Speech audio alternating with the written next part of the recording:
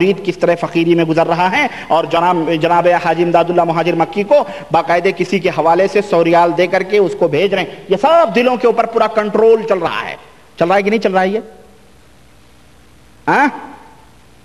آج بھی خواجہ معین الدین چشتی کے اوپر جا کے مراقبے کرتے ہیں، چھائیں چھوڑیں۔ اور یہ قبروں کی بات چلی ہے تو یہ دیکھیں آپ، ایک نیا ہیرو نکلا ہے ابھی، مفتی دیوبند ہے یہ، اور اس سے بڑھ کے خائن اور اس سے بڑھ کے مفتی دغاباز۔ اور میں آگرہ والے، شاید میری آواز آگرے پہنچے تو اس مفتی کو ذرا پکڑنا کہ تجھے اللہ کو منہ نہیں دکھانا ہے، تو مفتی آگرہ بنا بیٹھا ہے۔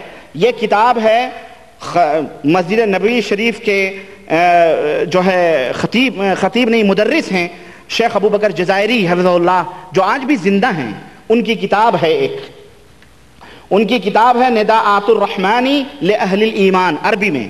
اس دیوبندی مولوی کو توفیق ہوئی اس کا ترجمہ کرنے کی، تو اس نے کیا کیا ہے معلوم ہے؟ مکمل حنفی آنے کی کوشش کی ہے، دیوبندی آنے کی کوشش کی ہے، دیوبندی ٹائپ میں اس کو بنانا ہے۔ اور اس کے اوپر تقریر اور مقدمہ کس کا لکھا معلوم ہے؟ یہ دیکھیں، بقلم مفکر اسلام حضرت مولانا ابو الحسن علی ندوی دامت برکاتہم کی باقاعدہ تصدیق بھی ہے کہ انہوں نے جو ہے بڑا اچھا ترجمہ کیا ہے اور امت کے ہاتھوں میں بڑا بھاری کام کیا ہے۔ اور سعودیہ کے خرچے پر یہ عبد القدوس رومی مفتی آگرہ جو اس کے ترجمہ کرنے والے ہیں، سعودیہ کے خرچے پر اتنی عالی شان کتاب جو ہے چھپی ہے، اور لکھا ہوا ہے کہ کتاب مندرجہ ذیل پتے سے حاصل کریں، Abdul Wakil Kazmi B 527 G T Nagar Kareli Allahabad. سمجھا؟ الہ آبادیوں ہیں، الہ آباد کے لوگ یہاں سن لو، یہ کتاب حاصل کرو۔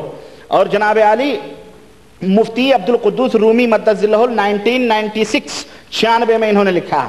اس کے اندر میں پورا نہیں پڑھا ہوں، لیکن ایک کہتے ہیں باورچی ایک چاول دیکھا ہوں میں نے، اور وہ ایک چاول کیا ہے؟ اس میں اس کے 161 صفحے کو آپ کھولیں، 161 صفحہ اس کتاب کا، اور میں وہ خیانت دکھانا چاہتا ہوں کہ کس طرح سے اس نے شیخ ابو بکر جزائری کی کتاب میں خیانت کی ہے۔ اور چنانچہ ہمیں مدینے کے اخوان نے بتلایا، جب میں گیا مدینہ یونیورسٹی تو وہاں مجھے اخوان نے بتایا کہ اس کتاب کے اوپر شیخ نے کہا اس کو بوریوں میں بھر کے دریا برد کر دیا جائے، کہ اس کیوں یہ بینڈ ہو گئی، کہ یہاں لایا تھا وہ تقسیم کرنے کے لیے کئی کرتون، اور ظاہر سعودیہ کا پیسہ ملا۔ جیسے قرآن میں انہوں نے گھپلے بازی کیے، بدعقیدگیوں کے نمونے قرآن کریم، شاہ فید حفظہ اللہ کو اولاد امور جنہوں نے اللہ کے فضل و کرم سے سعودیہ کے اندر توحید کا پرچم بلند کیا ہوا، اٹھایا ہوا ہے، اور جو ہے ہر جگہ توحید کی شمع روشن ہے، ان کو بھی عیسی ابو الحسن ندوی نے، آج بھی زندہ ہے، اس نے اس قرآن کریم کے اوپر تقریر لکھی کہ یہ دنیا کے اندر سب سے بہترین ترجمہ ہے، اس کو چھپایا جائے۔ مجمع ملک فہد سے وہ قرآن چھپا، اور بعد میں علماء نے جب اس کو دیکھا تو ان کی خیانتوں کا بھانڈا پھوڑا، تو آج یہ ذلیل ہوئے لوگوں کی نظروں میں۔ اسی طرح یہ ذلیل ہوتے رہیں گے انشاءاللہ، ان کی کاوشیں اسی طرح ذلیل ہوتی رہیں گی۔ اور یہ کھٹملوں کی چال چلتے ہیں۔ کون سی چال؟ کھٹمل کی طرح۔ مچھر بریلوی تو مچھر بھن کر کے آگے کاٹتا ہے، یہ کھٹملوں کی چال چلتے ہیں اور بیچ میں آ کر کے کاٹتے ہیں۔ اللہ انہیں ہدایت دے۔ خیانت دیکھو، شیخ ابو بکر جزائری نے یہ بات نہیں لکھی ہے، اپنی اصل کتاب اٹھا کے دیکھو نداءات الرحمان میں، اس نے شیخ ابو بکر جزائری لکھتے ہیں کہ جو حضرات وفات پا چکے ہیں ان کو پکارنا، ان سے دعا کرنا، ان سے استغاثہ اور مدد چاہنا، مثلا ان سے یوں کہنا کہ اے فلاں بزرگ، میں آپ کا اور اللہ کا محتاج ہوں، میرے لیے اللہ تعالیٰ سے یہ دعا کر دیجئے، یا میرے لیے اللہ سے یہ سوال کر دیجئے، یا میرے لیے حاجت پوری کر دیجئے۔ یہ امور شرکیاں ہیں، یہ شرک ہے، سراسر اللہ کے ساتھ کھلا ہوا شرک ہے۔ یہ شیخ ابو بکر جزائری لکھتے ہیں۔ یہ مفتی آگرہ کیا لکھتا ہے معلوم ہے؟ لکھتا ہے، یہاں پر مترجم کو کچھ توضیح ضروری معلوم ہوتی ہے، وہ یہ کہ بظاہر تو یہ ایک مسئلہ معلوم ہوتا ہے کہ بزرگوں سے مدد چاہی جا رہی ہے یا ان سے کوئی چیز مانگی جا رہی ہے، لیکن حقیقت یہاں پر دو مسئلے ہیں۔ ایک ضمنی مسئلہ یہاں پر سماع موتیٰ سے متعلق آ جاتا ہے، جو حضرات صحابہ کے درمیان بھی مختلف فرا۔ اس مفتی آگرہ کو کوئی بتائے کہ ذرا مجھے تو بتا کہ یہ مردے سنتے ہیں یا نہیں سنتے ہیں؟ صحابہ کرام میں کہاں مختلف ہی رہا، لیکن صرف دعویٰ کیا ہے اس مفت کے مفتی نے۔ اور لکھتا ہے کہ یہ بڑی جسارت ہوگی، اچھا اس قسم کا تشدد اسے شرک قرار دیا جائے، یہ بڑی جسارت ہوگی۔ ابو بکر جزائری نے بڑی بھاری جسارت کی پدی کے شوربے کے لیے، اس کو حاشیہ لگا، اس کو ترجمے میں شامل کیا اس نالائق نے۔ اور دیکھیں لکھتا ہے کہ اس لیے کہ اگر کوئی شخص براہ راست کسی بزرگ سے دعا کرتا ہے، براہ راست کسی بزرگ سے اللہ سے دعا کیوں نہیں کرتا؟ اللہ زندہ نہیں ہے تیرے نزدیک دیوبندی مولویوں؟ بتاؤ، ہمارا اللہ حی لا یموت ہے، اس سے کیوں نہیں مانگتے ہو تم؟ وہ ہمیشہ سے زندہ ہے، تم مرے ہوئے لوگوں سے دعائیں کرتے ہو؟ صحابہ کرام نے تو مرے ہوئے لوگوں سے دعائیں نہیں کی۔ مرے ہوئے کہتا ہے کسی بزرگ سے دعا کرتا ہے اور انہی سے اپنی حاجت کا سوال کرتا ہے تو یہ یقیناً شرک ہوگی۔ لیکن اگر کوئی شخص کسی بزرگ کے مزار پر حاضر ہو کر ان سے یوں کہتا ہے کہ آپ میرے لیے اللہ سے دعا فرما دیں، تو کیا بزرگ سنتا ہے نومن مٹی کے نیچے؟ اللہ کے رسول صلی اللہ علیہ وسلم کے صحابہ تو نبی کے قبر پہ آ کر کے انہوں نے پانی کی درخواست نہیں کی کہ قحط سالی ہوئی ہے آپ اللہ سے دعا کریں۔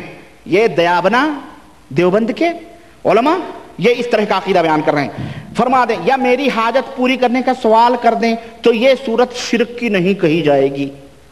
استغفر اللہ، یہ مفتی آگرہ ہے، یہ مفت کا مفتی آگرہ ہے۔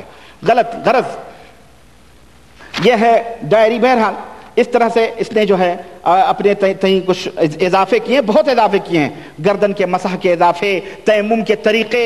شیخ ابوبکر جزائری نے ایک ضربہ لکھا، اس نے دو ضربے لکھے ہیں اپنے مذہب کے، بہت گھپلے کیے ہیں اس نے اللہ کی قسم۔ بعد میں شیخ کو پتہ چلا تو انہوں نے بند کروا دیا۔ یہ ندائے رحمان کے نام سے مفتی آگرہ کی کتاب، ان کی خیانت اسی سے پتہ چلتی ہے کہ یہ کتنے تھر دلے ہیں اور کتنے چھوٹے دل کے لوگ دیوبندی مولوی ہیں، اور یہ دیوبند کی ڈائریوں میں سے یہ ایک ڈائری ہے۔ آگے بڑھتے ہیں، وقت زیادہ ہو رہا ہے، میرا خیال ہے کہ وقت کی زیادہ ہے ہو رہا ہے، اور میرے پاس ابھی یہ کتابوں کی پوری لسٹ پڑی ہوئی ہے۔ اللہ رحم فرمائے، یہ تو دیکھ میں تو لایا تھا۔ آخری بات میں کہہ کر کے بہت باتیں ہیں، بہرحال میں سمجھتا ہوں کہ اس باتوں کو روک دیا جائے، اور انشاءاللہ اگلی مجلس میں میں اپنی بقیہ باتوں کو پوری کرنے کی کوشش کروں گا۔ کیا خیال ہے آپ حضرات کا؟ ٹھیک ہے نا؟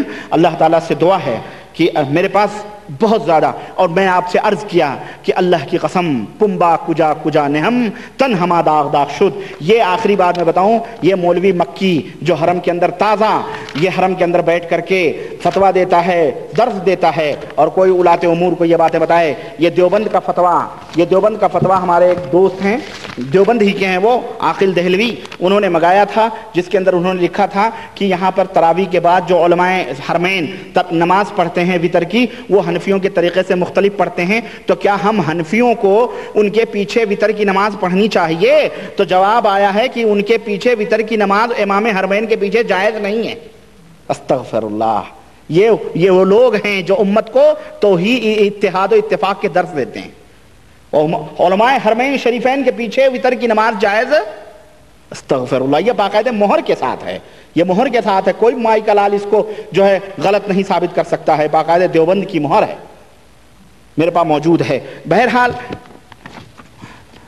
اللہ تعالیٰ سے دعا ہے کہ اللہ تعالیٰ ہمیں اور آپ کو حق سمجھنے کی توفیق عطا فرمائے، اور میں اپنے بھائیوں سے درخواست کروں گا، میرے بھائیوں یہ نمونے یہ پورے میں رکھا ہوں، اشرف السمانے، یہ اصلاحی نصاب جس کے اندر جوتوں کو سروں کے اوپر رکھ کر کے اشرف علی صاحب تھانوی نے مدد مانگنے کا حکم دیا، دیکھیں آپ جوتوں کو کہ جوتے سے، اور یہ ہے اصلاحی نصاب، یہ ہماری کتاب نہیں، یہ مولانا اشرف علی صاحب تھانوی کتاب ہے، اس کے اندر موجود ہے۔ اشرف علی صاحب تھانوی کے ایک مرید نے کہا، اے حضرت میرے دل میں آتا ہے کاش میں آپ کی بیوی ہوتی، تمنا، اللہ کی قسم بتا رہا ہوں۔ اشرف السوانے کہتے ہیں اتنی محبت ہے آپ سے کہ میں آرزو کرتا ہوں، اشرف السوانے اٹھائیے، کہتے ہیں میں آرزو کرتا ہوں کاش میں آپ کی بیوی ہوتی۔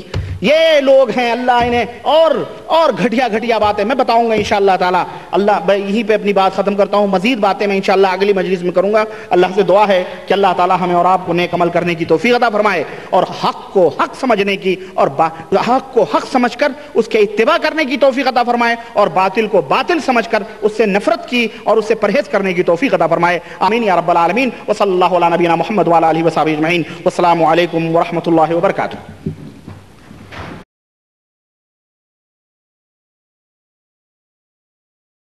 السلام علیکم ورحمۃ اللہ وبرکاتہ۔